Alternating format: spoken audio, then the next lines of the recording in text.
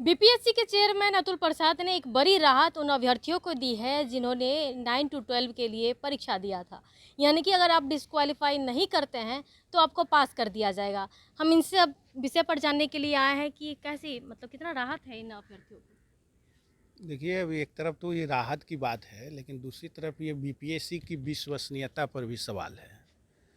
आप जब कोई नियम स्पष्ट करते हैं, बहुत लंबा लंबा जो है सो प्रेस कॉन्फ्रेंस में बोले थे अतुल सर कि बहुत जो है डीपली क्वेश्चन होगा, बहुत टॉप कंपटीशन होगा, निगेटिव होगा, पास मार्किंग रहेगा। अचानक से परीक्षा के 2 दिन पहले 3 दिन पहले आकर के आप ये कहते हैं कि निगेटिव हटा दिया गया, पासिंग मार्किंग हटा दिया गया। तो ये पहले ही आपको सोचना चाहिए था कि हम क्या करना चाह रहे हैं। हम लोग तो कह ही रहे थे, आज अब क्या होगा, ये तो मजाक बन जाएगा ना। जितने लोग अप्लाई किए हैं सब लोग पास हो जाएंगे। तो जब पास ही होना है तो यही तो मांग रहा है कि जो भी शिक्षक हैं हम योग्य हैं, हमें राजकर्मी का दर्जा दे दीजिए। हमारे लिए बीपीएससी की परीक्षा का कोई औचित्य ही नहीं है। तो आज तो वही हो गया, उसी बात की पुनरावृत्ति हो गई इसमें जो हम कह रहे थे प्रैक्टिकली, कि जो लोग भी गए वॉशिंग मशीन की तरह इधर से घुसे नियोजित शिक्षक और उधर से निकलेंगे बीपीएससी शिक्षक।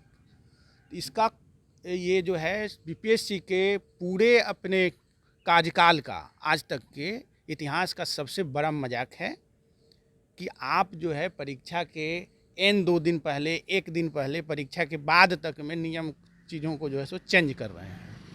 ऐसा हमको नहीं लगता है कि इस तरीके से कोई आप योग्यता के मापदंड को तय कर सकते हैं। आप कोई एक चीज़ को तय करिए, बीपीएससी की परीक्षा क्यों हो रही है ये बताना चाहिए सरकार को भी, और ये जो है सो माननीय चेयरमैन अतुल सर को भी, कि बीपीएससी की परीक्षा आप ले क्यों रहे हैं। आपको योग्य शिक्षक चाहिए, इसलिए ना कि आपको बस वहाँ भेज देना है किसी को, इसलिए चाहिए। अगर योग्य शिक्षक चाहिए जिसके दावे और जिस पर इतने बड़े बड़े जो है सो बातें कही जा रही थी, फिर इसका तो पोल ही खुल गया। अब तो स्थिति यह है कि कोई भी जो भरा है उसकी योग्यता का कोई मापदंड ही नहीं रहेगा।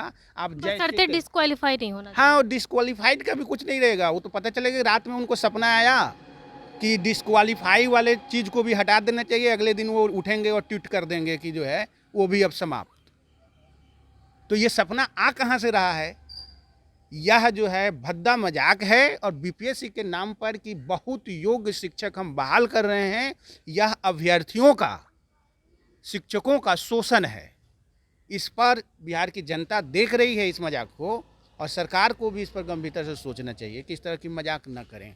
1 to 5 के जो अभ्यर्थी थे जो बीएड किए हुए थे, अप्लाई तो किए लेकिन उनका जो है ना रिजल्ट को लेकर के संशय बताया गया, रिजल्ट बाद में दिया जाएगा। तो ये किस तरह से उसको कैसे देख रहे हैं? इसको तो अब जब आप उनका अप्लाई करा लिए, उनसे परीक्षा जो है सो दिवा रहे ले लिए, तो फिर अब उनका रिजल्ट रोकने का कोई औचित्य नहीं है। सरकार को इस पर स्पष्ट स्टैंड क्लियर करना चाहिए। सुप्रीम कोर्ट का फैसला है, तो बहुत सारी चीज़ों में सुप्रीम कोर्ट का फैसला जो है, सुप्रीम कोर्ट जो है आपके विधायिका से ऊपर नहीं है। आप शिक्षा जो है समवर्ती सूची में शामिल है, और राज्य सरकार को उस पर नियम बनाने का हक है। राज्य सरकार, केंद्र सरकार इस पर नियम बना सकती है। राज्य सरकार केंद्र सरकार से बात करें, नहीं बात मानती है तो राज्य सरकार इस पर स्टैंड ले, और अपने यहाँ जो है जिन अभ्यर्थियों को भी परीक्षा लिया गया है वो जो है उस कंपटीशन में गए हैं, वहाँ पर 1 to 5 में क्वेश्चन भी बहुत हार्ड था, और साथ ही साथ जो है उनके यहाँ संख्या भी बहुत अधिक है। तो उसमें जो जितना अधिक लोग रहेंगे बीपीएससी वाले, उसमें 1 to 5 में जो है अगर डीएलएड वाले लोग हैं, बीएड वाले लोग हैं, अगर सारे लोग जो है उसमें फॉर्म भरे हैं, तो उसमें से ज़्यादा जो अच्छे लोग होंगे, ज़्यादा योग्य लोग होंगे अगर वो आएंगे। और सिर्फ आप कोई प्रशिक्षण के डिग्री के आधार पर तो बहाली कर नहीं रहे हैं। उन्होंने प्रशिक्षण लिया है, प्रशिक्षण लेने के बाद वो सीटेट या टेट क्वालिफाई किए हैं, तो एक तो आपने उनकी योग्यता का वहाँ परीक्षण लिया, दूसरा आप वो जो है सो बीपीएससी की परीक्षा दे रहे हैं, उसमें वो क्वालिफाई करेंगे, दूसरा जो है सो आपने वहाँ पर योग्यता का परीक्षा लिया।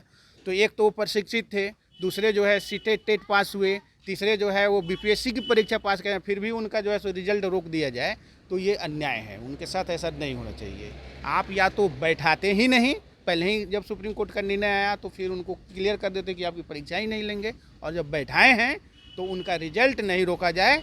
ऐसे भी बिहार में शिक्षकों की घोर कमी है, और जब योग्य लोग आपके पास मौजूद हैं, वो बीपीएससी की परीक्षा जब क्वालिफाई कर रहे हैं, जो लोग भी कर रहे हैं, उनको आप सीधे सीधे विद्यालय में भेजिए। उसके लिए जो भी नियमावली में बदलाव करना पड़े, सुप्रीम कोर्ट के उस निर्णय के अकॉर्डिंग आप जो है अपने यहाँ उसको पास करके, विधानसभा से पास करके, लोकसभा से पास करवा करके हो, एनसीटी से कंसल्ट करके हो, उस चीज़ों को बदलाव करके उनको भी बहाल किया जाए। ये अभ्यर्थी क्या करे अगर रिजल्ट इनका नहीं आता है? कौन अभ्यर्थी? बीएड वाले। बीएड वाले अभ्यर्थी क्या करेंगे? एक पूरा एक समुदाय को खड़ा कर देंगे। सरकार और बीपीएससी जो है पूरे एक समुदाय को पास करने के बाद जो है तो खड़ा कर देगा परीक्षा दिलवाने के बाद कि फिर आप संघर्ष करिए। फिर वहीं आए दिन सुनाएगा कि शिक्षक अभ्यर्थी, बीएड पास अभ्यर्थी जो है आंदोलन कर रहे हैं, सड़कों पर उतार देंगे। उनका तो करियर ही चौपट हो जाएगा। वो जो है सो और दूसरी तैयारी भी नहीं कर पाएंगे, सिर्फ इसी पर उनकी निगाह रहेगी। इसलिए सरकार से नम्र निवेदन है कि वो जो है अभ्यर्थियों के साथ किसी तरह का अन्याय न होने दें। जो बीएड क्वालिफाई हैं उनको जो है सो मौका दिया जाए। तो देखिए, बीएड के कैंडिडेट्स के लिए साफ तौर पर इनका जो एक सहानुभूति है कि जिन अभ्यर्थियों ने फॉर्म भरा है, जिन्होंने एग्ज़ाम दी है, उनका रिजल्ट दे दिया जाए, नहीं तो उनके भविष्य के साथ खिलवाड़ हो जाएगा और वो अंधेरे में रहेंगे। ऐसे में अब सरकार को सोचना चाहिए कि किस तरह से उन अभ्यर्थियों, चूँकि बिहार में शिक्षकों की घोर कमी है, ऐसे में उन अभ्यर्थियों का रिजल्ट किसी भी कीमत पर रुकना नहीं चाहिए। फिलहाल इतना ही। बने रहे कशिश के साथ, पटना संगीता से।